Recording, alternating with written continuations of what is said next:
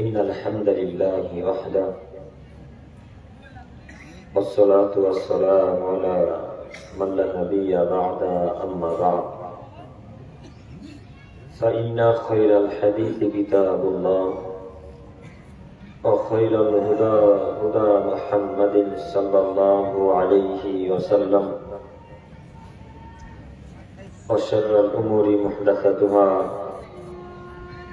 وكل محدثة بدعة وكل بدعة ضلالة وكل ضلالة في النار. أعوذ بالله من الشيطان الرجيم. يسألونك عن الخمر والميسر قل فيهما إثم كبير. الآية. عن جابر رضي الله تعالى عنه قال قال رسول الله صلى الله عليه وسلم إنا على الله عهدا لمن شرب المسكر يسقيه الله في تنة الخبر. قيل وما تنة الخبر يا رسول الله صلى الله عليه وسلم؟ قال عرق أهل النار أو عسرة أهل النار. رواه مسلم. عن أبي هريرة رضي الله تعالى عنه قال قال رسول الله صلى الله عليه وسلم يأتي على الناس زمان لا يبالي المرء ما أخذ منه من الحلال أم من الحرام. رواه مسلم والمشكاة. عن أنس بن مالك رضي الله تعالى عنه قال قال رسول الله صلى الله عليه وسلم كان يضرب في الخمر بالنعل والجرب والمعين. رواه البخاري ومسلم. শ্রদ্ধেয় সম্মানিত সভাপতি সাহেব ও উলামায়ে কেরামগণ ও আমার সামনে বসে থাকা দিনী ভাই ও পর্দার আড়ালে মা ও বোনেরা, প্রশংসা আল্লাহ সুবহানাহু ওয়া তাআলার জন্যই, শান্তি অবতীর্ণ হোক আল্লাহ রাসূলের উপর সাল্লাল্লাহু আলাইহি ওয়াসাল্লাম। সম্মানিত উপস্থিতি, বক্তব্য শুরু করার প্রথমেই আপনাদের সাথে আমার জরুরি কয়েকটি কথা। তার প্রথম জরুরি কথা হচ্ছে এই যে আপনারা এই ঝাড়খণ্ড তিলভিট্টা পাকুড় জেলার মানুষ, আমি যতদূর জানি যে এই গ্রামের মানুষ সব শিক্ষিত। এটা আমার গবেষণা, আমার রিসার্চ বলে। সাথে সাথে লোকের মুখেও শোনা, আলেম ওলামায়ে কেরামগণের মুখে শোনা যায় যে তিলভিট্টা ইলামি পাকুড় জেলাতে যেই পরিমাণের আলেম আছে সেই পরিমাণের আলেম ওলামায়ে কেরামগণ কোথাও দেখা যায়, এটা মনে হয় না। কথা মিলছে কি? জি জি হ্যাঁ, ঠিক। তো কথা যদি আমার আসলেই সত্য হয় বা আরো অন্যান্য ওলামায়ে কেরামগণের কথা যদি আসলেই সত্য হয় এবং এই তিলভিট্টার মানুষ যদি আসলে শিক্ষিত হয়, তাহলে এখন এই অবস্থাতে এই পরিস্থিতিতে এখন যে আপনারা এইখানে 10 জন, ওইখানটা ফাঁকা, তারপরে 5 জন আবার পিছনটা ফাঁকা, তারপরে 10 জন আবার ফাঁকা, এইভাবে যে বসে আছেন, এটা কোন শিক্ষিত মানুষের পরিচয় হলো? যে কথা বুঝতে পারলাম না। এখন যে ফাঁক ফাঁক করে বসে আছে, মধ্যে জায়গাটা ফাঁকা রেখে আবার ওই জায়গাটাকে ফাঁকা রেখে দূরে দূরে বসে আছেন, এটা কোন শিক্ষিত মানুষের পরিচয় হলো? কথা বলেন, কথা বলেন। শিক্ষিত মানুষের পরিচয় নয়। শিক্ষিত যদি এখন তিলভিট্টার মানুষকে প্রমাণ করতে হয়, তাহলে এখন কি করতে হবে? এগিয়ে গিয়ে বসতে হবে। আর যদি মনে করেন যে আমি অশিক্ষিত, পিছনে থাকে, আর একবারে বলবো না। তার মানে আপনারা কি নিজেকে অশিক্ষিত এখনো ভাবেন? কথা বোঝেন না মনে হয়? ওই দিনী ভাই আপনাকে বলছে, ওই যে তিরপলের সাথে গা ঠেকিয়ে আছেন, আপনাকেই বলছে। কথা শুনতে পান না মনে হয়? বক্তব্য শুনতে ভালো না লাগলে বাড়ি চলে যেতে হবে, রাত্রি অনেক হয়ে গেছে, ফজরে উঠতে পারবে। কি দরকার পিছনে বসে থাকা, দূরে থাকার কোনো তো দরকার নেই। বাড়ি চলে যান, ফজরের সময় উঠতে পারবেন, আল্লাহকে জবাব দিতে পারবেন। রাত্রি বেশি করে ফজর কামাই করলে আল্লাহকে জবাব দেওয়া লাগবে। আর জালসা করবেন, এত রাত্রি পর্যন্ত জালসা করতে হবে কেন? পাশে আলে মাদানি সাহেব বসে আছেন, পাশে সালফি সাহেব বসে আছেন, এত রাত্রি পর্যন্ত জালসা করা লাগবে কেন? এত রাত্রি পর্যন্ত এখন জালসা করছেন, কজন ফজর উঠবেন? হাত তুলে তো দেখি। আপনারা উঠবেন না? মাশাআল্লাহ, আল্লাহ কবুল করুন। জালসা করবেন এমন পদ্ধতিতে যেন আমরা ফজরে উঠতে পারি, তাই না? আচ্ছা, একটা কথা আপনাদেরকে এখন আপাতত আমি বলি, তারপরে আবার এগিয়ে যাব। এত বড় প্রোগ্রাম করেছেন, এত বড় প্যান্ডেল করেছেন, যেভাবে প্যান্ডেল করুন না কেন, ছিঁড়া ফাটা হোক না কেন, এতে খরচ আছে কি? আছে তো, খরচ আছে তো। এত টাকা খরচ করলেন, 1 মাস, 1.5 মাস, 2 মাস, 5 মাস আগে বক্তাদের নাম সিলেক্ট করলেন, তাদেরকে নিয়োগ করলেন, কিসের আশায়? জান্নাত যাবেন এই আশাতে, জান্নাত যাবেন এই আশাতে এত বড় প্রোগ্রাম করলেন, এখন রাত্রি পর্যন্ত বক্তব্য শুনলেন, ফজরে উঠতে পারলেন না। বলেন তো দেখে, আপনি এই নেকি গুলো টিকবে না বাতিল হয়ে যাবে? কেন বাতিল হবে? যে যে সালাত নেই, এই কারণে আমলগুলা বাতিল হয়ে যাবে। আব্দুল করিম সাহেব, প্রমাণ আছে তো? জি, প্রমাণ আছে বলে তো কথা, প্রমাণ আছে বলে তো এত জটিল কঠিন ভাবে কথা বলা। একটা আমাদের লক্ষ্য করুন। আবু হুরায়রা রাদিয়াল্লাহু তাআলা আনহু বলেন, রাসূল সাল্লাল্লাহু আলাইহি ওয়াসাল্লাম বলেছেন, ইন্না আউওয়ালা মা ইউহাসাবু বিল আবদু বিসসালাতি ইয়াউমুল কিয়ামা। হে আদমের ছেলেমেয়ে শোনো, তোমাদের সব প্রথমে কিয়ামতের মাঠে যার হিসাব নিকাশ না হবে, সর্বপ্রথম যে ইবাদতের হিসাব হবে তার নাম সালাতের হিসাব। ফাইন সালাহাত কাদ আফলাহা, যদি সালাতের ইবাদত, সালাতের হিসাব আল্লাহ কবুল করে নেন, যদি সালাতের হিসাবকে আল্লাহ কবুল করে নেন, তাহলে সব ইবাদত আল্লাহ কবুল করবেন। যত পৃথিবীতে ইবাদত করেছেন, যত কর্ম করেছেন, যত ভালো আমল করেছেন, সব আমল আল্লাহ কবুল করবেন। ওয়াইন ফাসাদাত ফাকাদ খাবা খাসিরা। আর যদি সালাতের হিসাবকে আল্লাহ তাআলা এইভাবে কিয়ামতের মাঠে কেটে দেন, সব যদি আল্লাহ তাআলা কবুল না করেন, তাহলে যত ইবাদত করেছেন, জালসার পিছনে যত সময় নষ্ট করেছেন, টাকা আদায় করেছেন, মসজিদ মাদ্রাসার পিছনে সময় নষ্ট করেছেন, সবকিছুতে সময় দিয়েছেন, সালাত বাতিল হয়ে গেছে। এগুলো কি হয়ে যাবে? বাতিল হয়ে যাবে।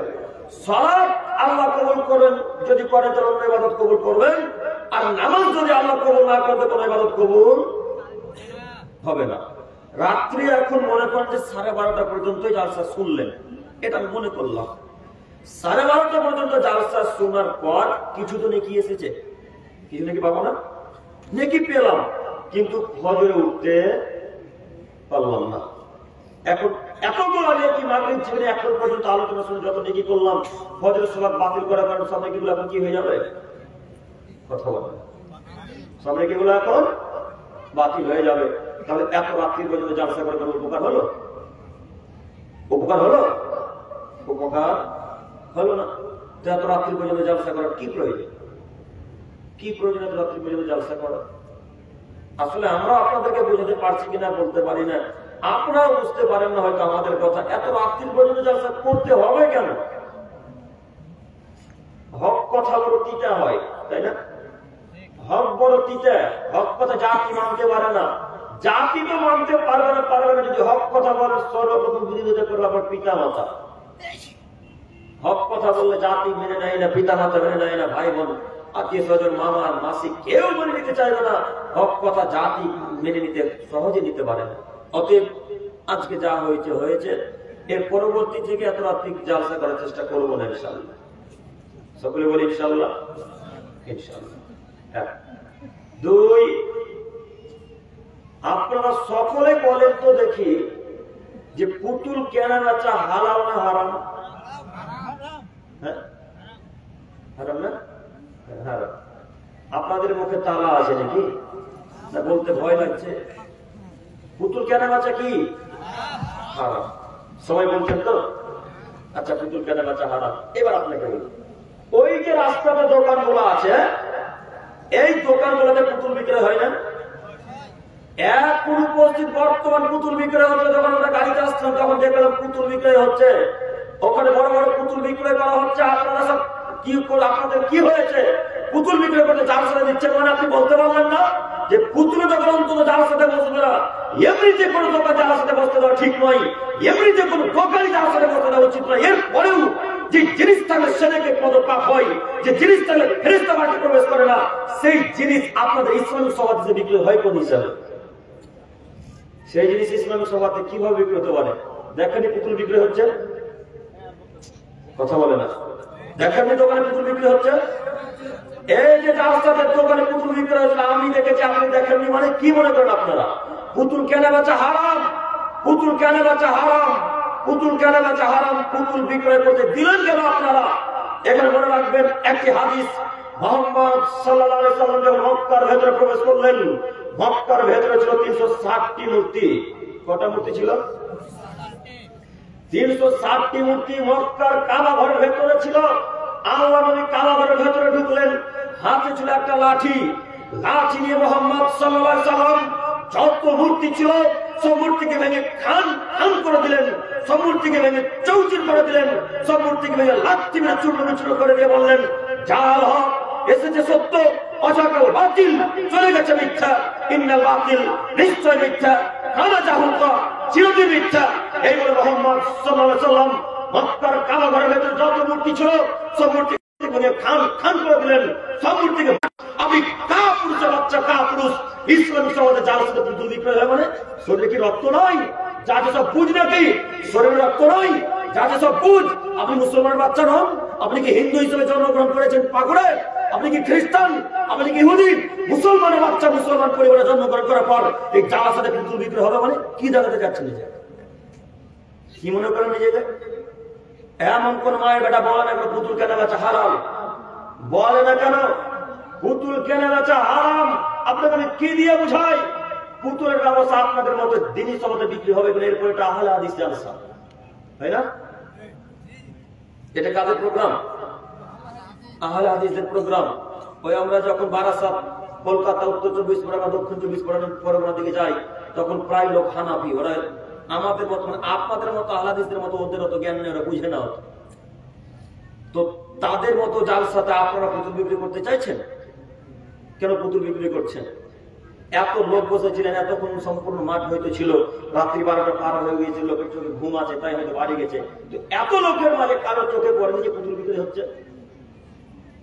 কথা বলে পরে কারো চোখে নিষেধ করলেন না কেন? কেন নিষেধ করলেন না? কেন নিষেধ করলেন না? শুধু তাই নয়, মুহাম্মদ সাল্লাল্লাহু আলাইহি সাল্লাম যত কাবা ঘরের ভেতরে মূর্তি ছিল সব মূর্তিগুলোকে চৌচির করে যে আলীকে বলেন, আলী লা তাদুতিমসানা ইল্লা তামাস্তাহু ওয়া কবরুল মুসলিমিন ইল্লা সাওয়াইতাহু। আলী শোনো, আরবের বুকে, মদিনার বুকে যত উঁচু উঁচু কবর আছে, যত ছবি মূর্তি আছে, যত উঁচু কবর আছে সব কি মাটির সাথে মিশিয়ে দাও আলী, সব মূর্তিকে ভেঙে খান খান করে দাও। আলী রাদিয়াল্লাহু তাআলা আনহু মুহাম্মদ সাল্লাল্লাহু আলাইহি সাল্লামের কথা শুনে যত মূর্তি ছিল, যত উঁচু উঁচু কবর ছিল সব মাটির সাথে মিশিয়ে দিলেন। তার নাম আলী। তিনি মুসলমানের বাচ্চা, তিনি মুসলমান, তিনি আল্লাহর নবীকে প্রাধান্য দিতেন। আপনি কি মুসলমান নন? আপনি কেন মূর্তিকে চৌচির করতে পারলেন না? আপনি কেন মূর্তি বিক্রয় করতে দিলেন? আপনি কেন মূর্তি বিক্রয় করতে দিলেন? দিনই সভাতে, ইসলামের সভাতে পুতুল বিক্রয় হবে মানে আমি মুসলিম, আমার শরীরে মুসলমানের রক্ত ভাই, আমি মুসলিম, আমার শরীরে মুহাম্মদ সাল্লাল্লাহু আলাইহি সাল্লামের নীতি ভাই, আমি মুসলিম, আমার শরীরে ইব্রাহিম আলাইহিস সালামের নীতি ভাই। আমাদের পিতা ইব্রাহিম আলাইহিস সালাম মূর্তিকে ভেঙে চৌচির করে দিয়েছেন, আমাদের পিতা ইব্রাহিম আলাইহিস সালাম মূর্তিকে ভেঙে লাঠি মেরে চূর্ণ বিচূর্ণ করে দিয়েছেন। আমাদের নবী মুহাম্মদ সাল্লাল্লাহু আলাইহি সাল্লাম সব মূর্তিকে ভেঙে চৌচির করে দিলেন। আলী রাদিয়াল্লাহু জালসাতে কেন মূর্তি বিক্রি হলো? জালসাতে আপনারা আমার কথা বুঝতে পারবেন। ওখানে প্রশ্নের উত্তর আগে দেওয়া লাগবে। পুতুল জালসাতে বিক্রি হবে কেন? আপনারা আমার বক্তব্য শুনেননি? এমনিতে জালসাতে যদি মেলা চলে তো একবারে এপার ওপর বক্তব্য চলে, রাইটারের বলি যে গতিতে যায় কথা তার থেকে লক্ষ গুণ বেশি গতিতে যায়। বক্তব্য শোনেননি? এরপরে মেলাতে পুতুল বিক্রি হয় মানে এমনিতে জালসাতে আমরা ওই ঝুড়ি জিলাপি দোকানকে দেখতে পারি না, এরপরে পুতুলের দোকান। এমনিতে তো ঝুড়ি জিলাপির বিরুদ্ধে বক্তব্য রাখার কারণে যত দোকান বানানো সবাই আমাদেরকে গালি দেয়। তো আপনারা কেন নিষেধ করতে পারলেন না? আপনারা কেন ভয় করেন? চেয়ারে যে আমরা বসে আছি গো, চেয়ারে কে আছে? আমি না আপনারা? আমি আছি। মারলে 3 লিটার মানুষ আমাকে মারবে না আপনাদেরকে মারবে? যে ভয় করে কথা বলতে ভয় করছে। যদি মারাই লাগে তো কাকে মারবে বলেন দেখি? আমাকে। তো কেন কথা বলতে ভয় লাগে? কেন কেন ভয় লাগে? এখানে একটা কথা মনে রাখবেন, এটা আমার ঝাড়খণ্ড জেলা, ঝাড়খণ্ড রাজ্য পাকুড় জেলা। এখানে একটা কথা মনে রাখবেন, আমি কখনো হিন্দুদের মূর্তি ভাঙতে বলিনি। এ কথা মাথাতে রাখবেন, হিন্দুদের মূর্তি আপনি জিন্দেগিতে ভাঙতে যাবেন না। আবারও শুনুন, হিন্দুদের মূর্তি জিন্দেগিতে ভাঙতে যাবেন না ইনশাল্লাহ। ইনশাল্লাহ হিন্দু ভাইদের মূর্তি, দুর্গা পূজা, কালী পূজা, গণেশ, দুর্গা মা, যে কোনো পূজা থাকুক না, মূর্তি থাকুক না কেন, আমরা মুসলমানের বাচ্চা মুসলমান জিন্দেগিতে কোনোদিন মূর্তিকে ভাঙতে যাবো না ইনশাল্লাহ। কোনোদিনও ভাঙবো না ইনশাল্লাহ। ইনশাল্লাহ। তবে জরুরি এখানে একটি কথা, আব্দুল করিম সাহেব, তাহলে মূর্তির বিরুদ্ধে বক্তব্য রাখলেন কেন? যে মূর্তির বিরুদ্ধে বক্তব্য রাখবেন এই কারণে যে আপনি মুসলমানের বাচ্চা মুসলমান, আপনার পরিবারের মূর্তি থাকবে কেন? আব্দুল করিম সাহেব, ওই হিন্দুদের মূর্তি কে ভাঙবে? হিন্দুদের মূর্তি আপনার ছেলে ভাঙবে। আব্দুল করিম সাহেব, আমার ছেলে ভাঙতে পারবে না, আমার ছেলে আমার মতোই, তার ছেলে ভাঙবে, তার ছেলে ভাঙতে পারবে না। যদি কেউ ভাঙতে না পারে, যেদিন ঈসা আলাইহিস সালাম আসবে সেদিন সব মূর্তিকে ভেঙে লাথি মেরে চূর্ণ বিচূর্ণ করে দিবে। সেদিন ঈসা আলাইহিস সালাম মূর্তি ভাঙবে হিন্দুদের, খ্রিস্টানদের, আমাকে আপনাকে ভাঙতে হবে না। আপনার বাড়িতে যে মূর্তি আছে সেই মূর্তিকে ভাঙেন, আমার বাড়িতে যে ছোট মূর্তি আছে সেই মূর্তিকে ভাঙেন। এই মূর্তি ভাঙার কথা আমি বক্তব্যতে বলেছি, আমি হিন্দু ভাইদের মূর্তি ভাঙতে কোনোদিনও বলিনি। ইনশাআল্লাহ কিয়ামত পর্যন্ত যতদিন শ্বাস থাকবে, ব্রেন মস্তিষ্কে বুদ্ধি যতদিন থাকবে, ততদিন পর্যন্ত হিন্দু ভাইদের মূর্তি ভাঙতে কোনোদিনও বলবো না ইনশাআল্লাহ। বলবোই না। হিন্দু ভাইদের মূর্তি আমরা ভাঙতে যাবো না কোনোদিনও। কেন?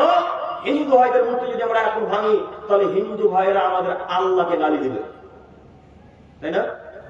হিন্দু ভাইরা আমাদের আল্লাহকে গালি দেবে। এই জন্য আমরা তাদের মূর্তি ভাঙতে পারি না। আপনাকে বলি, আপনার বাড়িতে যে মূর্তি আছে সেই মূর্তিকে ভেঙে চৌচির করেন। আব্দুল করিম সাহেব, বাড়িতে মূর্তি আছে মানে বুঝতে পারলাম না। ও বুঝতে পারেননি? ওই আপনার একটা বাচ্চা ছেলে আছে 3 বছরের বা 2 বছরের, ওই বাচ্চা ছেলেটা যে জিনিসটাতে পাত্রটাতে বসে পায়খানা করবে, সেই পটটা আপনার ঘোড়া ছাপা নাই পাকুড়ে আছে না? আছে। এই মূর্তিটাকে ভেঙে চৌচির করতে হবে। এটা মূর্তি। আপনি কত বড় বেহায়া, আপনার ছেলের জন্য শখ করে একটা ছোট কুর্সি মানে ছোট চেয়ার কিনে নিয়ে এসেছেন, সেই চেয়ারের 2 হ্যান্ডেলে সুপর ছাপা আছে। সুপর দেখেননি? সুপর ছাপা আছে গো। ছি ছি ছি। মানুষের রুচি সম্মত কোথায় গিয়ে দাঁড়াবে সুপরের মতো চেয়ারকে কিনে নিয়ে আসে পারে? এই মূর্তিকে ভাঙতে হবে। আজ থেকে 20 বছর আগে বিবাহ করেছিলেন আপনারা, সেই বিবাহের প্রথম দিনে আপনার স্বামী স্ত্রী মিলে শখ করে একটা ক্যামেরাতে ফটো তুলেছিলেন। ওই ফটোটা এখন পর্যন্ত অ্যালবামে সাজিয়ে রাখা আছে আপনাদের শোকেস আলমারিতে, আছে না? কতজন আছে? হাত তোলেন দেখি। কেউ হাত তুলবে না, লজ্জা তুলতে হবে না, হাত তুলতে হবে না, ওইভাবে থাকেন, বক্তব্য শুনে আমল করার চেষ্টা করেন। একটা আমার দিকে তাকান। এই ফটো যদি থাকে, এই ফটোকে আগে লাথি মেরে চূর্ণ বিচূর্ণ করে ভেঙে চৌচির করে দিতে হবে, অ্যালবামকে ভেঙে দিতে হবে, ওই ফটোটাকে পুড়িয়ে ছাড়া করে দিতে হবে। এই মূর্তি ভাঙতে বলেছেন, এই ফটো ভাঙতে বলেছি আপনাকে, উঁচু কবর ভাঙতে বলেছি আপনাকে। আমি আপনাকে হিন্দু ভাইদের মূর্তি ভাঙতে বলি। সম্মানিত মুরব্বী সাহেব, সম্মানিত ভাই, আমি আপনাকে অনুরোধ করে বলি, আজকে যা হওয়ার হয়ে গেছে। এর পরবর্তীতে যদি আমরা প্রোগ্রাম করি, তাহলে অন্তত মূর্তি কেনা বেচা করতে দিব না ইনশাআল্লাহ। ইনশাআল্লাহ। আল্লাহ তুমি আমাদেরকে সঠিক বুঝার তৌফিক দান করো, সকলে বলি আমিন। সম্মানিত ভাই, রাত্রি গভীর হয়েছে, ঠান্ডাও খুব পড়ছে মনে হচ্ছে এখন। তো আমি আপনাদেরকে প্রথমত আর একটি কথা বলতে চাই যে হক কথা কিন্তু শুনলে অন্তর জ্বলে যাবে, জ্বলবে না? জ্বলবে। আর আমি আব্দুল করিম বিন আমিনুল ইসলাম হক কথাই বলতে এসেছি। একটু শুধু আমার কথার সাথে হ্যাঁ কিনা দিবেন, মিলাবেন, শুধু মনে থাকবে ইনশাআল্লাহ।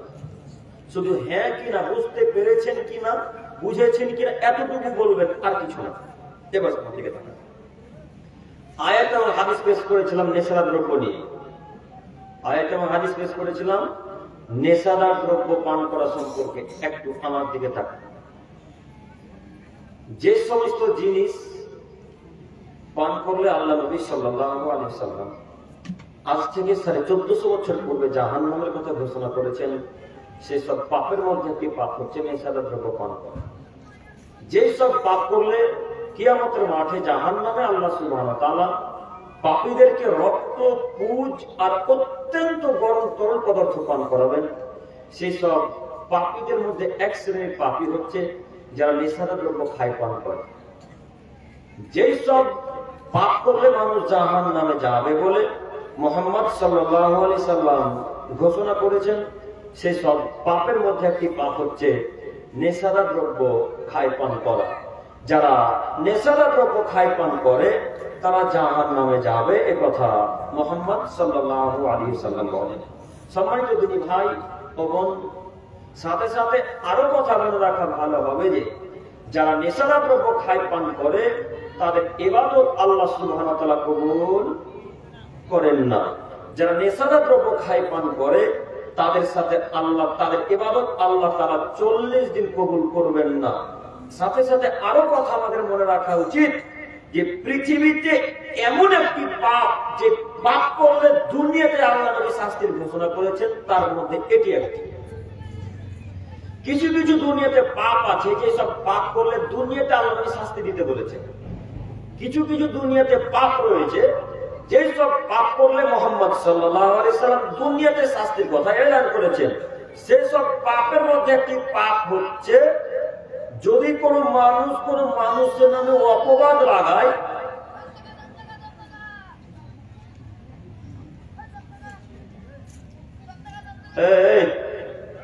শোনে কেন শোন,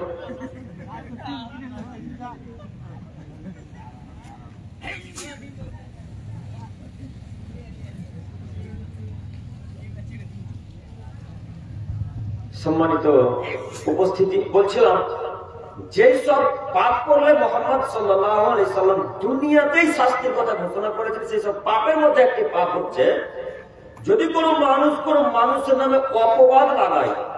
যদি কোনো মানুষের নামে অপবাদ লাগায় তাহলে তাকে 80 লাঠি পেটাতে হবে। কত লাঠি বলেন দেখি? 80 লাঠি। অপবাদ কি আব্দুল করিম ভাই? বুঝতে পারলাম না। আচ্ছা, এবার বুঝে অপবাদ কি জিনিস।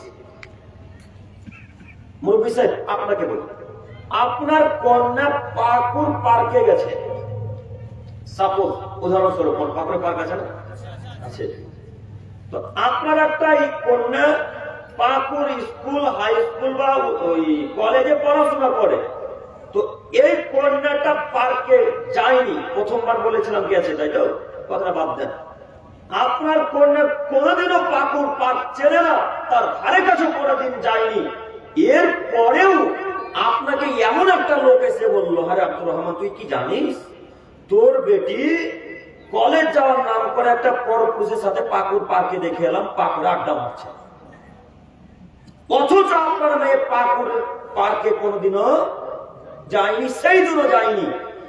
এর পরেও আপনার মেয়ের নামে ওই একটা লোক আপনার কাছে অপবাদ লাগলো আপনার মেয়ের নামে। এর কথা যদি মিথ্যা হয়, এর কথা যদি সত্য না হয় আপনার মেয়ের উপরে, তাহলে এই লোকটাকে এখন 80 লাঠি পেটাতে হবে। এটাই হলো অপবাদ। বুঝতে পারলাম না মনে হয়? এটাই হলো অপবাদ। এক কথায় আব্দুল করিম যে কাজ করেনি, এর পরেও বলছে আব্দুল করিম ওই কাজ করেছে, এটাই হলো অপবাদ। কথা বোঝেননি? এখন আব্দুল করিমের কাছে যদি ক্ষমা নেন তাহলে আল্লাহ পাপ ক্ষমা করবে, আর যদি আব্দুল করিম ক্ষমা না করেন তো এই পাপ আল্লাহ তাআলা ক্ষমা করবেন না। অপবাদ কেউ যদি কোনো মানুষের উপর লাগায়, কোনো পুরুষের উপরে লাগায়, তাহলে তাকে 40 লাঠি পেটা, 80 লাঠি পেটাতে হবে। পরকালে তার জান্নাত হতে পারে, জাহান্নাম হতে পারে।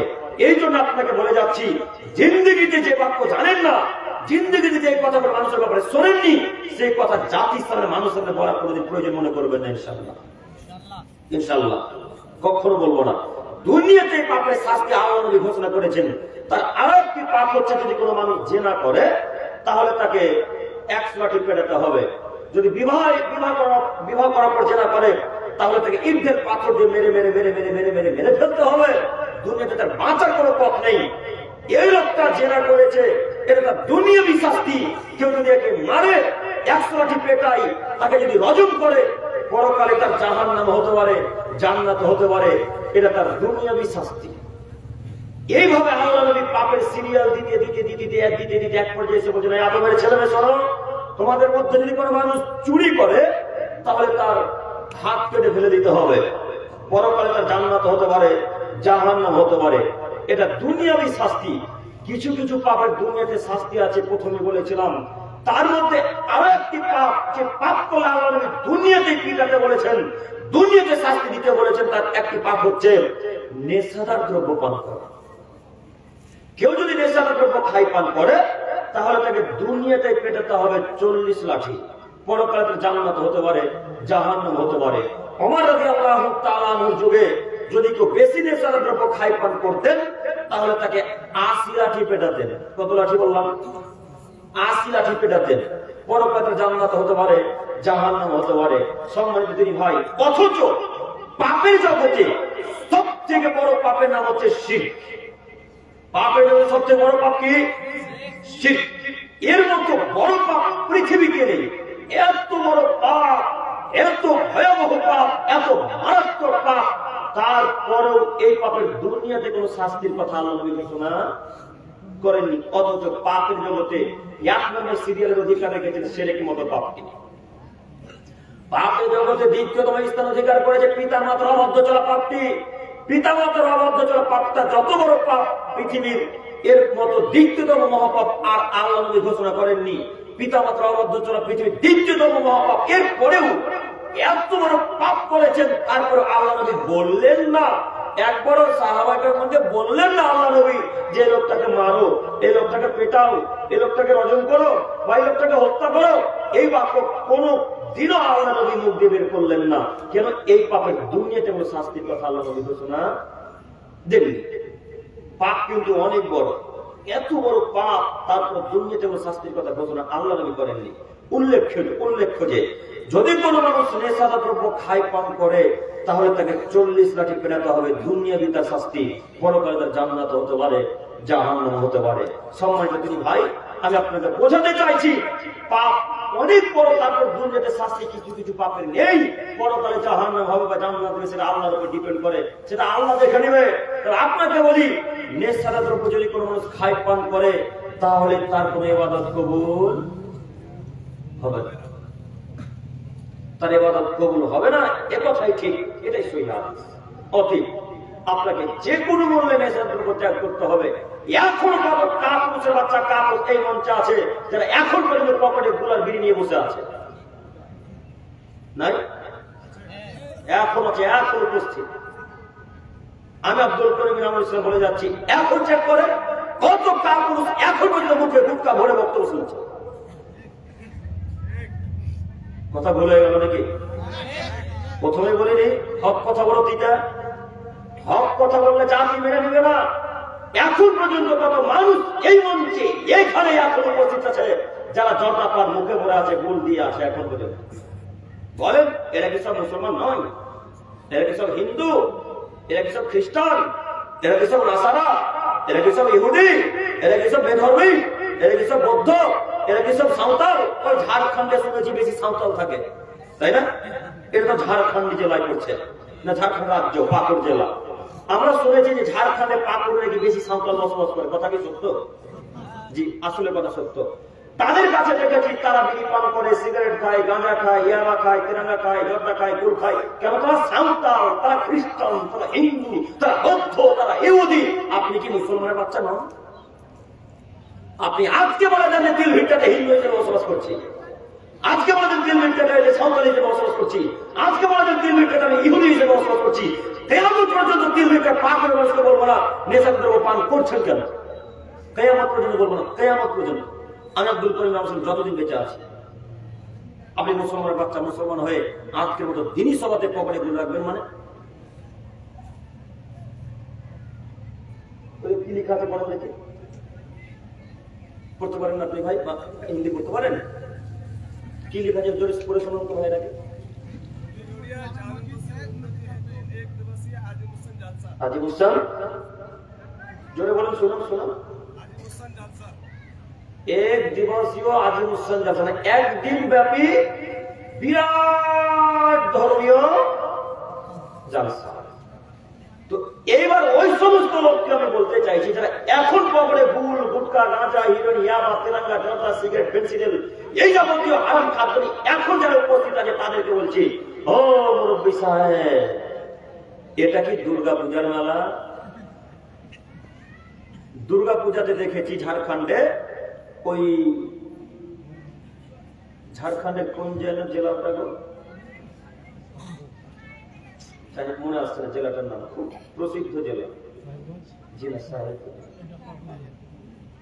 তো যাই হোক মনে আসছে না। ওইখানে আমি আমার শ্বশুরের কাছে গিয়েছিলাম, তো সেই সময়তে দুর্গা পূজা, তো ধানবাদ ধানবাদ ধানবাদ মনে ধানবাদ আসে না, ধানবাদ গিয়েছিলাম আমার শ্বশুরের কাছে ঘুরতে, জানতাম না দুর্গা পূজা, তখন জালসা সিজন ছিল না, তো দেখছিলাম হিন্দু ভাইয়েরা মদের, এই যে বোতল, কারো কারো কাছে মদের বোতল আছে, মদের বোতল হাতে করে নিয়ে এসে দুর্গা পূজা দেখছে, কেউ কেউ মদ পান করে এসে দুর্গা পূজাকে দেখছে, কেউ কেউ বিড়ি টানছা দুর্গা পূজাকে দেখছে, কেউ কেউ সিগারেট টানছা দুর্গা পূজাকে দেখছে, কেউ মুখে জর্দা পান, সিগারেট, ইয়াবা, যা যা খেতে হয় হারাম খাদ্য জিনিস সবকিছু তাদের মুখে ভরা আছে, কাকে দেখছে?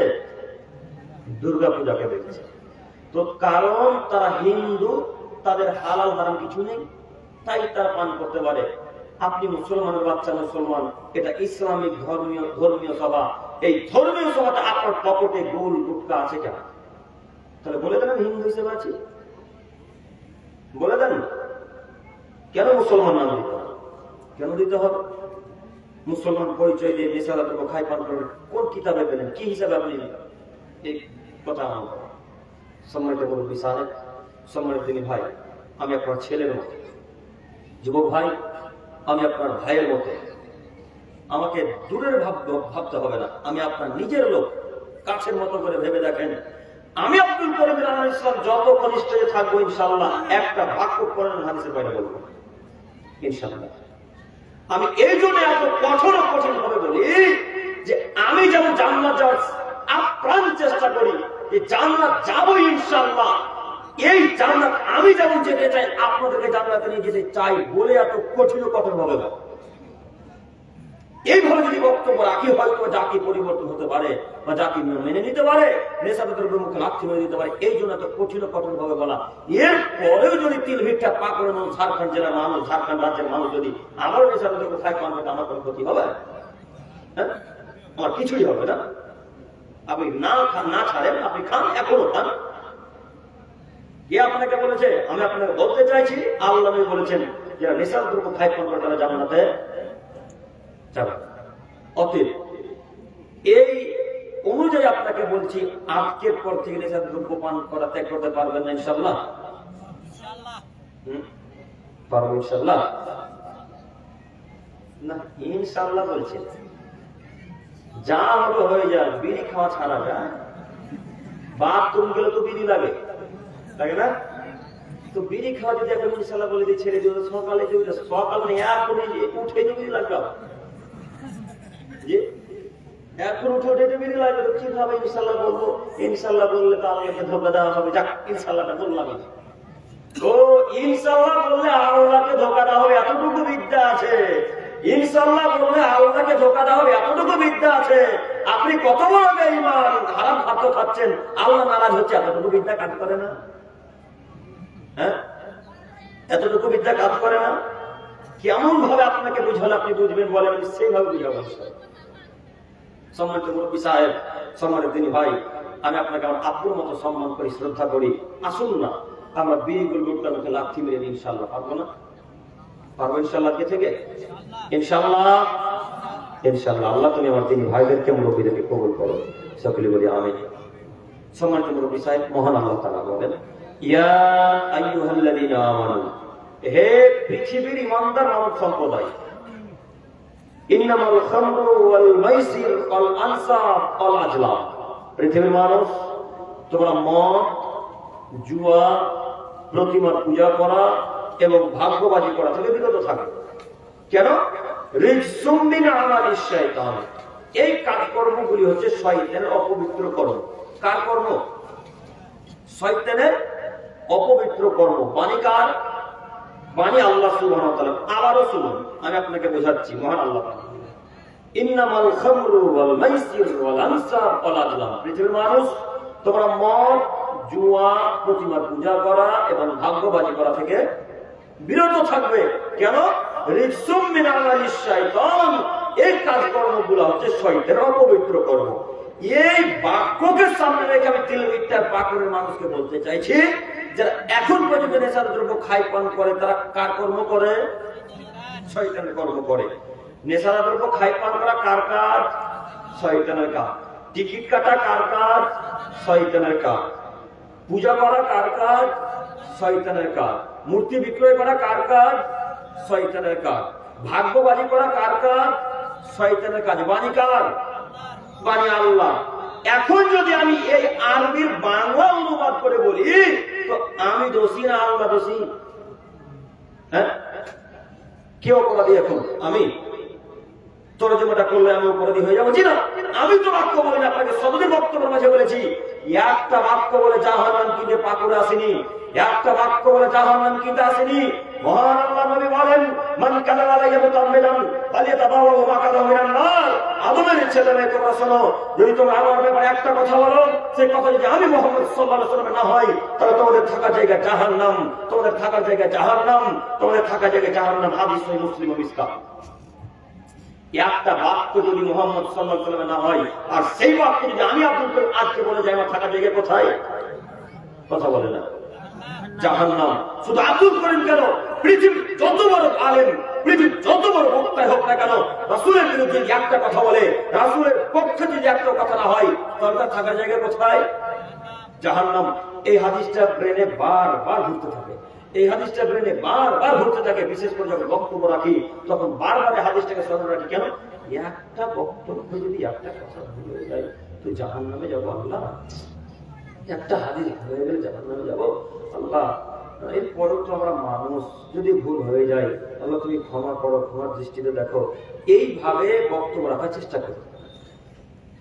এই জন্য আপনাকে বলছি, আল্লাহ বলছেন যারা নেশার দ্রব্য খাই পান করে, যারা ভাগ্যবাজি করে, যারা মূর্তির পূজা করে, তারা শয়তানি কর্মে লিপ্ত হলো, শয়তানি কাজকর্ম করে। এবার আপনাকে বলি, এখন পর্যন্ত যারা নেশার দ্রব্য খাই পান করে, হারাম কাজকর্ম করে, টিকিট কাটে, টিকিট বিক্রয় করে, এদের সাথে কার সম্পর্ক আছে? শয়তানের সম্পর্ক আছে। শয়তান কোথায় যাবে? শয়তান কোথায় যাবে? জাহান্নামে। শয়তানের কথা মোতাবেক চলবে যারা, তারা কোথায় যাবে? জাহান্নামে। সন্দেহ আছে? এদের সন্দেহ কোনো অবকাশ নেই। শয়তানের কথা মোতাবেক চললে জাহান্নামে যেতে হবে, কথাই ঠিক। সম্মানিত মুরব্বী সাহেব, সম্মানিত দিনী ভাই, আমি আপনাকে বোঝাই, যত নোংরা কাজকর্ম আছে, যত হারাম কাজকর্ম আছে, যত হারাম খাদ্য আছে, সব এগুলো শয়তানি কাজ, সব এগুলো শয়তানি কর্ম, এগুলো সব শয়তানি আমল। অতএব আজকের পর থেকে তিলভিটা পাকুড়ের মানুষ যতজন বিড়ি ছাড়তে পারবে না, যতজন গুল ছাড়তে পারবে না, যতজন সিগারেট ছাড়তে পারবে না, একসাথে হারাম খাদ্যকে যতজন ছাড়তে পারবে না, এদের সম্পর্ক কার সাথে আছে? শয়তানের সাথে সম্পর্ক আছে। শয়তান জাহান্নামে যাবে যেমন, যত মানুষ শয়তানের কথা মোতাবেক চলবে যারা, তারাও যাবে যেমন, তারা জাহান্নামে যাবে। কথা বলতে পারলাম? সম্মানিত মুরব্বী সাহেব, সম্মানিত দিনী ভাই, আজ আপনার দিনী ভাই আপনার ছেলের মতো উদাহরণস্বরূপ কথা দিয়ে বলি, আপনি যে কোনো বলে নেশার দ্রব্যকে ত্যাগ করেন যদি জান্নাত পেতে চান। মহান আল্লাহ তাআলা বলছেন, পৃথিবীর মানুষ শোনো, ফাত্তানিবুহু, এই কাজকর্মগুলো থেকে যদি বিরত থাকতে পারো, লাআল্লাকুম তুফলিহুন, তাহলে তোমরা সফলতা লাভ করবে।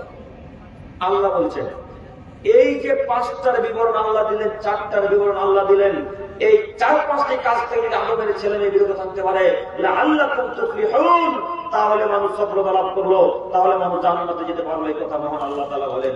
কিন্তু দুঃখের বিষয়, আমরা কতজন নেশার দ্রব্য থেকে দূরে থাকতে পারি? দুঃখের বিষয়, আমরা কতজন নেশার দ্রব্য থেকে দূরে থাকতে পারছি? আমরা অনেকেই 100-র মধ্যে 99টা মানুষ নেশার দ্রব্য পান করা থেকে দূরে থাকতে পারি। সম্মানিত দিনী ভাই, আপনাকে আমি অনুরোধ করে বলতে চাইছি, জান্নাত যদি পেতে চান, এই যে এতক্ষণ এখন পর্যন্ত বসে আছেন এত ঠান্ডাতে, কম করা ঠান্ডা, এত ঠান্ডাতে বসে আছেন, জান্নাত কিনবেন তার জন্য না? না কিসের মতো কোনো উদ্দেশ্য আছে? না বুঝবেন দেখতে এসেছেন? আমাকে দেখতে আসা দিন উদ্দেশ্য নিয়ে কি পাবেন? পাবেন কি? একটাই উদ্দেশ্য আমাদের যে জান্নাত যাবো, তাই না? তো এত কষ্ট করে রাত্রি জাগরণ করে জালসা শুনলেন, কিন্তু নেশা দ্রব্য ত্যাগ করতে পারলেন না, তাহলে কোনো উপকার হলো? হলো না। আমি আপনাকে এই জন্য বোঝাতে চাইছি যে আপনি কেন নেশা দ্রব্য পান করবেন, কেন করবেন? ছেড়ে দিতে পারেন না? ছেড়ে দিতে তো মানুষই পারে। মানুষই তো সব কর্ম পারে না। পশু প্রাণীতে পারে? পশু প্রাণীতে পারবে না, মানুষই পারে। কিন্তু মানুষ যেই কর্ম পারে সেই কর্ম শয়তান, সেই কর্ম পশু প্রাণী পারে না। সেই জিনিস পশু প্রাণীতেও খায় না। আব্দুল করিম সাহেব কেমন যে কথা বললেন, সেই জিনিস পশু প্রাণীতে খায় না মানে জি, পশু প্রাণীতে খায় না। দেখবেন আপনাকে দেখায়। আপনারা আজ থেকে কয়েক বছর আগের ভিডিও, ওই নিউ কোচবিহার গিয়েছিলাম বক্তব্য দিতে। তো নিউ কোচবিহার বক্তব্য দিতে গিয়ে দেখি আপনারা কিসে চাষ করেন মাঠে এখন? ভুট্টা না? ভুট্টা চাষ আপনাদের বেশি মনে হয় নাকি? আলুর চাষ আর ভুট্টা চাষ বেশি আপনাদের? মানে ধান জাতীয়, মানে ধান। তো আপনাদের আমাদের এলাকায় ধান, ভুট্টা, ওই খেসারি, সরিষা, রাই এগুলো বেশি চাষ হয়। তো ওই নিউ কোচবিহার ওইদিকে যখন চলে যাবেন তখন দেখবেন তাদের শুধু চাষ তামাক পাতার চাষ। কেউ নিউ কোচবিহার গেছেন? কেউ জানেন না? নিউ কোচবিহারে শুধু তামাকের চাষ, তামাকের পাতার চাষ। তো আমরা বক্তব্য দিতে গিয়েছিলাম নিউ কোচবিহার। আমরা অনেকক্ষণ আগে পৌঁছে গিয়েছিলাম। তো বলবো যে চলেন একটু ঘুরে আসি। চলেন দেখি ঘুরে আসি তাহলে। তো আমাদেরকে যেখানে ঘুরতে নিয়ে গেল সেটা তামাকের বাগান। তামাকের বাগান দূর থেকে দেখে মনে হবে আপনাকে যেন বাঁধাকপির গাছ আর নয়তো বেগুন গাছ। কোন কোন সময় বেগুনের পাতাগুলো চওড়া চওড়া হয় না, বাঁধাকপির পাতা চওড়া চওড়া হয় না। দূর থেকে দেখে মনে হবে বাঁধাকপি লাগানো আছে আর নয়তো বেগুন চারা লাগানো আছে। কাছে গিয়ে আমরা দেখলাম বেগুন গাছও নয়, বাঁধাকপির গাছও নয়। আমরা জিজ্ঞাসা করলাম ভাইয়াকে, ভাইয়া কি এগুলো? জিন্দেগিতে দেখিনি বলবে। ভাইয়াকে জিজ্ঞেস করার পর ভাইয়া বলছে এগুলো তামাকের গাছ, এইগুলোকে তামাক তৈরি করা এইগুলো দিয়ে। তো আমরা একবারে ভিডিও করতে শুরু করলাম। ভিডিও দেখেছেন মনে হয় আশা করি অনেকদিন ভাইরা। এই ভিডিও এখনো আমার ফেসবুক আছে, এখনো এই মোবাইলে। তো ভিডিও করতে করতে এক পর্যায়ে আমরা শুরু করলাম ভিডিও এইভাবে নিচ্ছি। আমি নিজে লাইভ করেছিলাম সেদিন। আমি নিজে কথা বলছি, বাংলাদেশের আগে বক্তা ছিল আব্দুল মালিক, তিনিও কথা বলছেন, আরো আগে বক্তা ছিলেন ডোমকলের, তিনিও বক্তব্য রাখছেন। আমরা তিনজন একসাথে আছি, তিনজন ভিডিও করতে করতে এক পর্যায়ে আমি এবার মাঠ দেখাচ্ছি। মাঠ দেখাতে দেখাতে দেখাতে দেখলাম ওই ক্যামেরার ভেতরে একটা ছাগল এলো। ছাগলটা এলো, আইলে এসে ঘাস খেতে শুরু করলো। আইল বুঝেন? হ্যাঁ, আমাদের মতো একদম সম্পূর্ণ ভাষা না? জি। তো আইলে ছাগলটা ঘাস খেতে শুরু করলো। ছাগলটা ভিডিও করলাম। আল্লাহি আল্লাহ কসম ছাগলটাকে ভিডিওতে দেখতে পাবেন। দেখেন আপনি ভাই? তো এক পর্যায়ে দেখলাম একটা গরু আসলো। গরুটা আইলে ঘাস খেতে লাগলো। একটু পরে দেখছে একটা কুকুর আসলো। কুকুর, কালো কুকুর। কুকুরটা কালো, ভিডিও তো কালো দেখাবে। কুকুরটা কালো। তো কুকুরটা না কিছু খেলো না কিছু করলো, এসে গাছগুলাকে শুনলো না, যেটা তাদের কাজ না দিয়ে শুনে ট্যাঙ্কের পেচ্ছা করে পালিয়ে গেল গাছের উপরে। পেচ্ছা করেছিল, পেচ্ছা করাটা ভিডিওতে আছে। পেচ্ছা করে চলে গেল।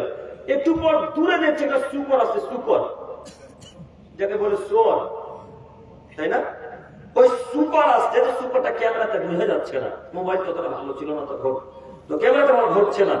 তো সুপারটাকে নিলাম, তেমন বোঝা যায় না, কিন্তু কুকুরটাকে একেবারে ভালোভাবে বুঝতে পারে যেটা কুকুর। এবার আপনাকে আমি বোঝাতে চাইছি, যে গাছ গরুতে খায় না। আচ্ছা, আপনাদের যদি সরিষা লাগানো থাকে এই বাড়ির পাশে, তো সরিষা যদি লাগানো থাকে তো আইলটাকে চতুর্দিক ঘিরে দেন না আপনারা, যে ছাগলের গরু খেয়ে নিবে, একটা ভয় থাকে না? সামান্য পালং শাক লাগালে কত রকম ঘেরতে হয়, ছাগলে খেয়ে নিবে, গরু খেয়ে নিবে। কিন্তু তামাকের চাষটা এমন একটি চাষ যার ঘেরা ছাড়া কিছুই লাগে না, ওকে কিছুতেই খাবে না। যেই গাছ গরুতে খায় না, যেই গাছ ছাগলে খায় না, যেই গাছের পাতা কুকুরেও খায় না, যেই গাছের পাতা শুকরেও খায় না, ওই গাছের পাতা আপনি আর আপনার হুজুর ঠিকই খান। খান না? আপনি আপনার হুজুর ঠিক খান। আব্দুল করিম সাহেব কথা হিসাব করে বলিয়েন, আমরা খাই খাই, হুজুরের কথা বলছেন কেন? হুজুরও খাই কি? জি, হুজুরও খাই। কটা প্রমাণ নেবেন আপনি? কটা প্রমাণ নেবেন? এই যে ইলামি, ইলামি ছিলেন না?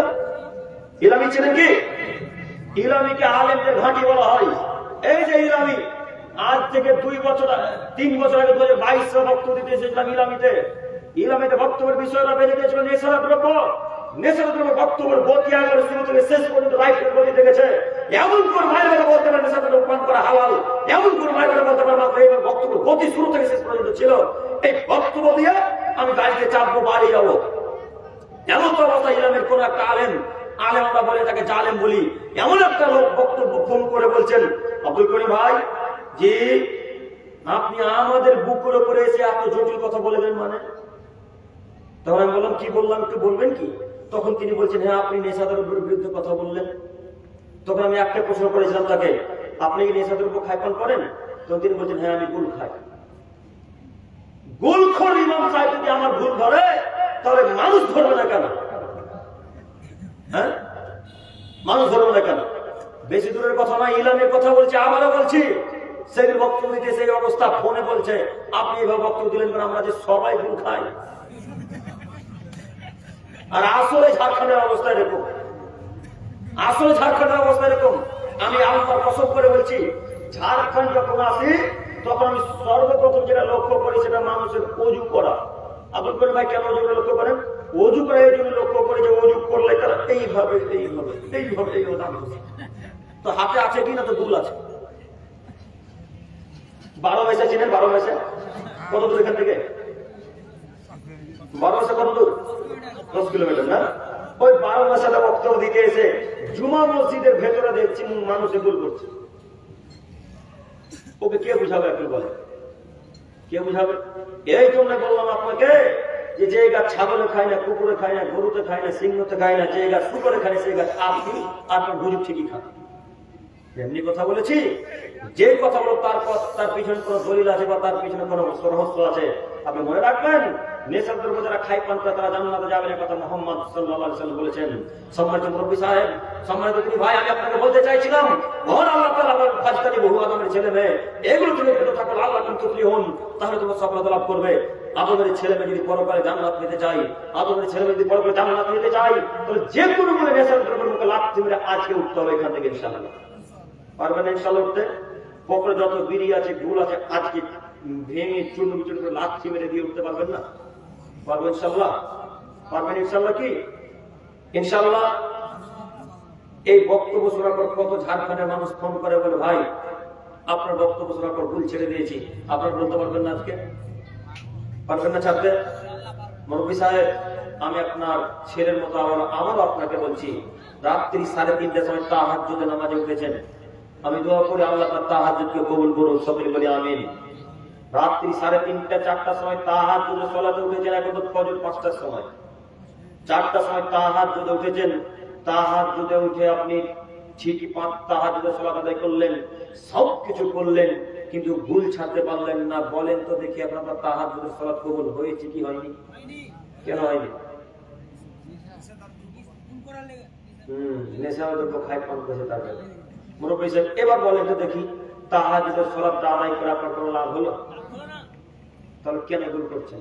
এই যে এত ঠান্ডাতে উজু করছেন ফজরের সময় উজু করে যেমন তেমন ব্যাপার। যাদের অন্তরে অনেক ঈমান আছে, যাদের অন্তরে অনেক ঈমান আছে তারা ফজরকে সালাত আদায় করতে পারে, তাই না? তারাই পারে।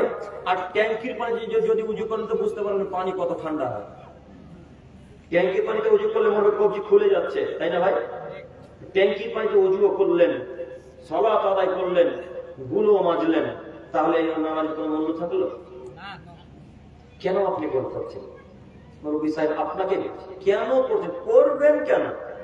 আপনি ছাড়তে পারেন না? মানুষই যে পারে সবকিছু কর্ম ছেড়ে দিতে, মানুষই পারে, কিছু কানি পারে। অতএব জান্নাত যদি পেতে চাই বা জান্নাত যদি যেতে চাই তাহলে আমাদেরকে যে কোনো মূল্যে নেশাদ্রব্য ত্যাগ করতে হবে ইনশাআল্লাহ।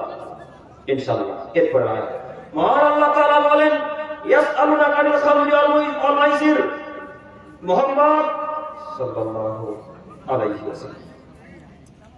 আচ্ছা, আমি যতবার মোহাম্মদ বলছি ততবার সাল্লাল্লাহু আলাইহি ওয়াসাল্লাম বলছেন কি? আলহামদুলিল্লাহ বলছি। বলবেন। যতবার আল্লাহর নাম শুনবেন ততবার সাল্লাল্লাহু আলাইহি ওয়াসাল্লাম বলবেন। আল্লাহ নবী বলছেন কেউ যদি আমার উপরে একবার দরুদ পাঠ করে তাহলে আল্লাহ তার উপর 10টা রহমত নাযিল করে। আল্লাহ, সবাই বলি আল্লাহ। আল্লাহ নবী বলছেন কেউ যদি একবার আমার উপরে দরুদ পাঠ করে তাহলে আল্লাহ তার 10টা পাপকে মুছে দেন। আল্লাহ, কেউ যদি একবার দরুদ পাঠ করে তাহলে আল্লাহ সুবহানাহু ওয়া তাআলা তার উপর 10টা রহমত নাযিল করেন। তো দরুদ বলতে কি বেশি সময় লাগে? জি, দরুদ কিন্তু কয়েক রকমের আছে। এক, সাল্লাল্লাহু আলাইহি সাল্লাম, এটাও দরুদ, সহিহ হাদিস। আর একটা দরুদ আছে, আল্লাহুম্মা সাল্লি ওয়া সাল্লিম আলা নাবিয়িনা মুহাম্মদ, এটাও দরুদ, এটাও বলতে পারে। আর একটা দরুদ আছে যেটা নামাজে বলেন, দরুদ ইব্রাহিম। আরো দরুদ আছে, সহিহ দরুদ, যে দরুদ আমাদেরকে মুহাম্মদ সাল্লাল্লাহু আলাইহি সাল্লাম দিয়েছেন, এমন দরুদ যদি আমরা পাঠ করি তাহলে আল্লাহ আমাদের উপর 10টা রহমত নাযিল করবেন, 10টা পাপকে মুছে দিবেন। মনে থাকবেন ইনশাআল্লাহ। কিন্তু এখানে একটা কথা, যদি হুজুরের দেওয়া দরুদ বলেন তাহলে 10টা রহমত আসা তো বহু দূরের কথা, 10টা পাপ আল্লাহ আপনার 10টা গজব নাযিল করবেন। আব্দুল করিম সাহেব, দরুদ হুজুরের দেওয়া আছে? জি, হুজুর আপনার বিড়ি পান করতে পারে, জর্দা পান করতে পারে, এত কিছু হারাম খাদ্য খেতে পারে, হুজুর আপনার নকল দরুদ দিতে পারে না? দরুদ নকল আছে, দেখাচ্ছি আপনাকে। এবার বলি, যেই দরুদ আল্লাহ নবী দেয়নি সেই দরুদ বললে পাপ হবে না কি হবে না? যেই দরুদ আল্লাহ নবী দেয়নি সেই দরুদ বললে পাপ হবে না কি হবে না? আব্দুল করিম সাহেব, আপনি তিল মিটাতে বলে যান কোনটা হুজুরে দেওয়া দরুদ আর কোনটা মুহাম্মদ সাল্লাল্লাহু আলাইহি সাল্লামের দেওয়া দরুদ। হুজুরে দেওয়া দরুদ হচ্ছে এটা, ইয়া নবী সালাম আলাইকা, ইয়া রাসূল সালাম আলাইকা, ইয়া হাবিব সালাম আলাইকা। শুনেননি মনে? শুনেছেন না? আযানের কিছুক্ষণ পর বা কিছুক্ষণ আগে বলতে শুরু করে, আসসালাতু ওয়াসসালামু আলাইকা ইয়া রাসূলুল্লাহ, আসসালাতু ওয়াসসালামু আলাইকা ইয়া হাবিবাল্লাহ, আসসালাতু ওয়াসসালামু আলাইকা ইয়া নূরাম মিন নূরিল্লাহ। শুনেননি মনে? শুনেছেন না? এটাও দরুদ। এর আগে যেগুলো বললাম এটাও দরুদ। দুটোই দরুদ কি রাসূলের? দুটোই দরুদ কি রাসূল সাল্লাল্লাহু আলাইহি সাল্লামের? দুটোই দরুদ রাসূল সাল্লাল্লাহু আলাইহি সাল্লামের নয়। একটাতে মুহাম্মদ সাল্লাল্লাহু আলাইহি সাল্লামের দেওয়া দরুদ, আর একটা দরুদ হচ্ছে একটা 3 নম্বরের পচা হুজুরে দেওয়া দরুদ। যেই দরুদ বললে পাপ হবে, যেই দরুদ বললে পাপ হবে, সেটা হচ্ছে ইয়া নবী সালাম আলাইকা, ইয়া রাসূল সালাম আলাইকা। এই দরুদ বললেই পাপ হবে, রাসূলের দেওয়া দরুদ নয়, এটা রাসূলের দেওয়া দরুদ নয়, এটা রাসূলের দেওয়া দরুদ নয়। রাসূলের দেওয়া দরুদই বলতে হবে।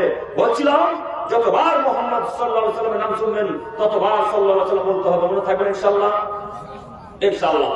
মহান আল্লাহ তাআলা বলছেন, মুহাম্মদ সাল্লাল্লাহু আলাইহি সাল্লাম, এই গোটা পৃথিবীর মানুষ আপনাকে জিজ্ঞাসা করবে মদ এবং জুয়া সম্পর্কে, মদ এবং জুয়া সম্পর্কে।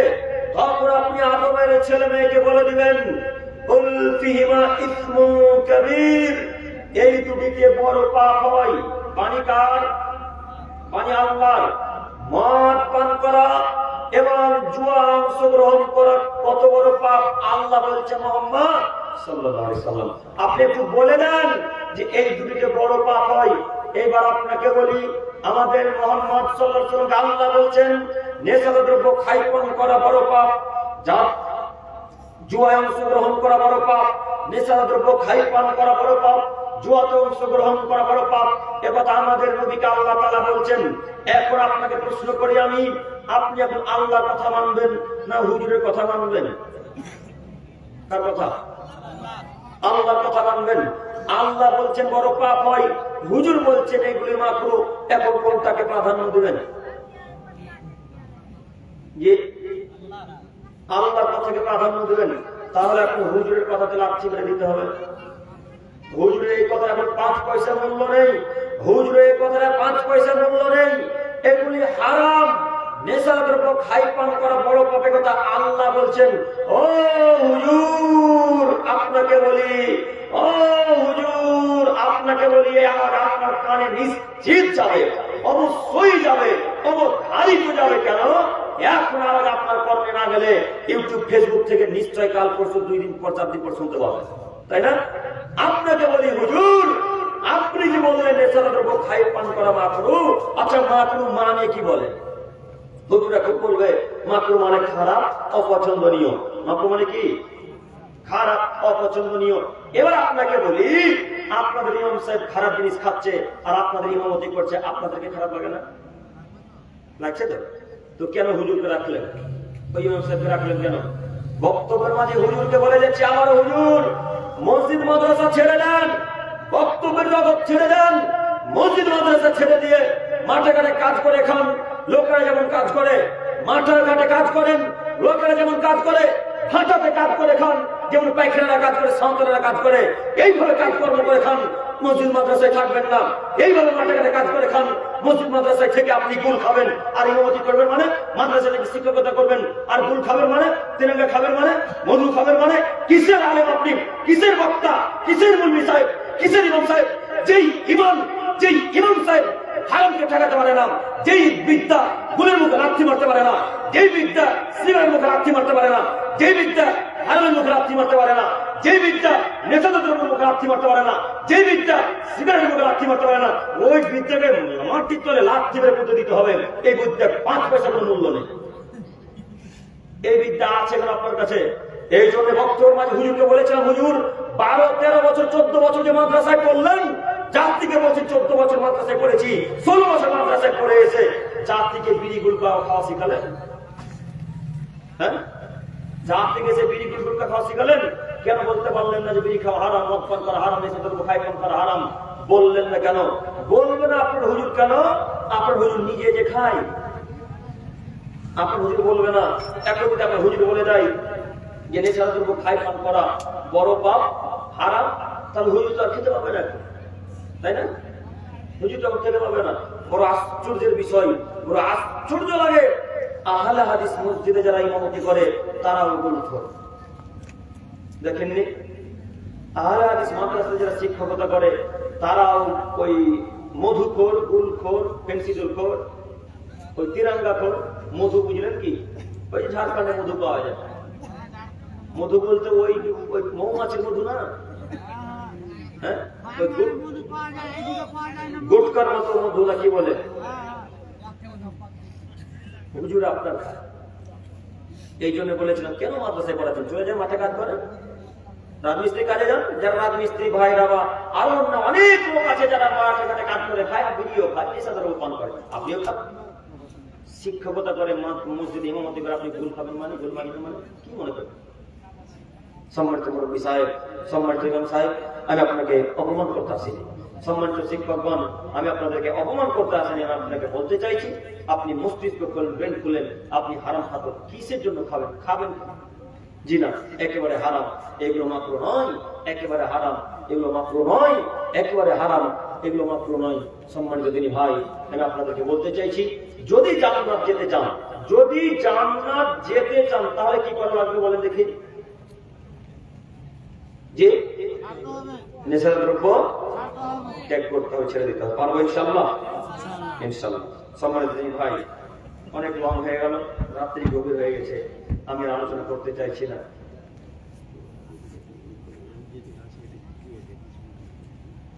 যদি আমি ভেবেছিলাম যে আমাকে যদি আপনারা 10টার সময় বা 9:30, যেটা, আচ্ছা একটা কথা বলি, না বললে হচ্ছে, আপনারা শুধু আপনাদের নীতি নয়, মানে আপনাদের এখানে বলে যাচ্ছে যে আপনারা বক্তব্য, মানে আমাদেরকে আমাদের ডেট নেওয়ার আগে বলছেন এক কথা, আসার পর আর এক কথা, এরকম কেন আমল করছেন? আমার কাছে খুব খারাপ লেগেছে, আমার কাছে খুব খারাপ লেগেছে। আপনারা বলছেন এক সময়, আর এবার যখন চলে আসছি তখন আপনাদের কি পরিবর্তন হয়ে যাচ্ছে। এই জন্য আমি আপনাদেরকে বলছিলাম যে যেটা বলবেন ফোনের মাধ্যমে, ওটা যেন এখানে ওই মতোই কাজ হয়। যাই হোক, আল্লাহ আমাদের বোঝার তৌফিক দান করুন, সকলে বলি আমিন। সম্মানিত ভাই, আপনারা যারা এখন পর্যন্ত আছেন, আপনারা অবগত আছেন যে আপনাদের মসজিদের উন্নতি করবে জালসা, অতএব কেউ ফাঁকা হাত যাবেন না। যে যতটুকু পারবেন এখানে এসে দিয়ে যাবেন এবং আমার সাথে মুসাফা করে যাবেন, কেউ ফাঁকা হাত যাবেন না। আমি ভেবেছিলাম যে যদি 9:30টার দিকে আমাকে দেন তো আমি 1.5 ঘন্টা 2 ঘন্টা আলোচনা করবো, এটা আমি ভেবে এসেছিলাম আজকে। কেন? আমাকে আপনারা যেভাবে বলতে বলেছিলেন সেই বিষয়টা খুব অতীব গুরুত্বপূর্ণ বিষয়, যেটা প্রতি সমাজে প্রায় বাড়িতে বাড়িতে চলে, তাই না? এই জন্য আমি ভেবেছিলাম যে দীর্ঘক্ষণ আলোচনা করবো, কিন্তু সময় আমাদের সাথ দিল না। যাই হোক, এটাই হয়তো আল্লাহ তাকদীরে লিখে রেখেছিলেন যে এটাই ঘটবে 3 বিদ্যাতে, এটাই ঘটলো। যাই হোক, এবার আমি আপনাদেরকে বলতে চাইছি, যে যতটুকু পারবেন, কেউ ফাঁকা হাত যাবেন না। যে যতটুকু পারবেন এক এক করে একটু করে এগিয়ে আসুন, হ্যাঁ, এবং আমার সাথে মুসাফা করে দিয়ে যাবেন। সালাম। ভালো আলহামদুলিল্লাহ। অবশ্যই আসবে তাড়াতাড়ি, অনেক রাত্রি হয়েছে, শেষ করে দেবে অবশ্যই।